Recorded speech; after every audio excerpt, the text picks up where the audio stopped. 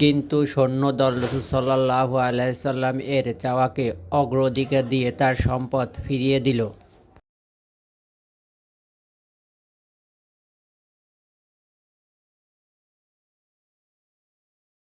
এরপর আবুল আস তার মাল সম্পদ নিয়ে মক্কায় ফিরে এলেন।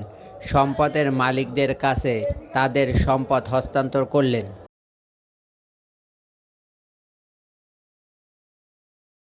তারপর বললেন, তোমাদের কারও কোনো সম্পদ আমার কাছে কি রয়ে গেছে? লোকেরা বলল, না। আল্লাহ তোমাকে উত্তম বিনিময় দিন, আর আমরা তোমার কৃতজ্ঞতা করে শেষ করতে পারবো না।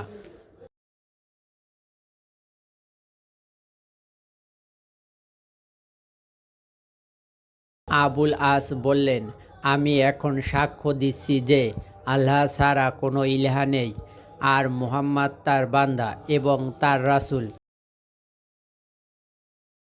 আমি তার কাছে থাকা অবস্থায় ইসলাম গ্রহণ করিনি, কারণ তোমরা ভাববে তোমাদের মাল সম্পদ ভক্ষণের জন্যই আমি ইসলাম গ্রহণ করেছি।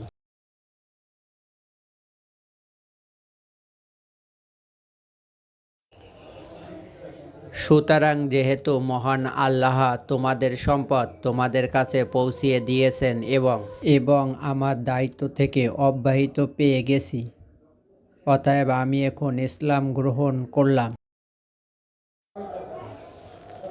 তারপর তিনি সেখান থেকে বের হয়ে মদিনায় হিজরত করেন।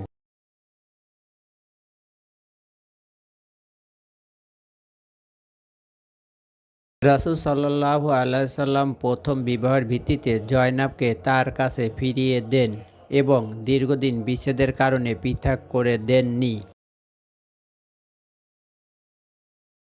আবুল আস আবার রাসূল সাল্লাল্লাহু আলাইহি সাল্লামের পরিবারের ঘনিষ্ঠ সদস্যের পরিগণিত হন।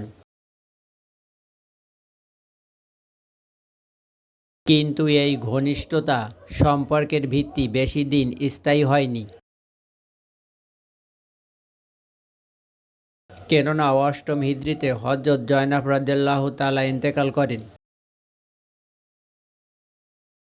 তার গর্ভে দুই সন্তান জন্মগ্রহণ করেন। তারা হলেন আলী ও উমামা রাদিয়াল্লাহু তাআলা। আলী শৈশবে মায়ের মৃত্যুর পর বাবার জীবদ্দশায় ইন্তেকাল করেন।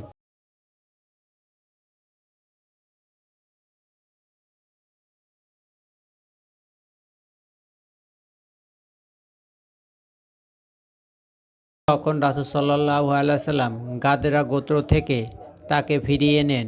সেখানে সে দুধ পান করত।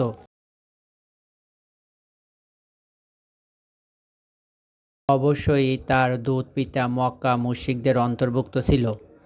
কিন্তু মক্কা বিজয়ের দিন রাসূল সাল্লাল্লাহু আলাইহি সাল্লাম এর উটের পিছনে সে উপবিষ্ট ছিলেন।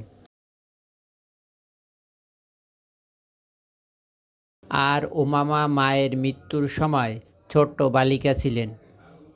এই বালিকা সেই মেয়ে যাকে কাঁধে রেখে রাসূল সাল্লাল্লাহু আলাইহি সাল্লাম নামাজ আদায় করছেন। যখন রুকুতে যেতেন কাঁধ থেকে নামিয়ে রাখতেন।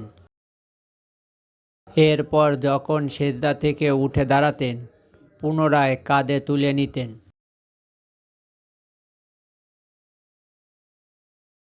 হযরত আলী রাদিয়াল্লাহু তাআলা শহীদ হওয়ার পর তার বিয়ে হয় হযরত মুগিরা বনি নওফাল হাশিমের সাথে।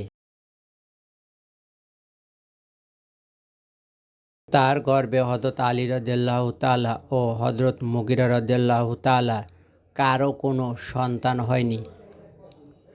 আর আবুল আস রাদিয়াল্লাহু তাআলা তার স্ত্রী ইন্তেকালের 4 বছর পর 12 হিজরিতে ইন্তেকাল করেন। নবী সাল্লাল্লাহু আলাইহি সাল্লাম তার প্রশংসা করেছেন। বুখারী শরীফের মধ্যে রয়েছে, নবী সাল্লাল্লাহু আলাইহি সাল্লাম খুতবা দানকালে বলেছিলেন, আমি আবুল আসের কাছে আমার মেয়ে বিয়ে দিয়েছি।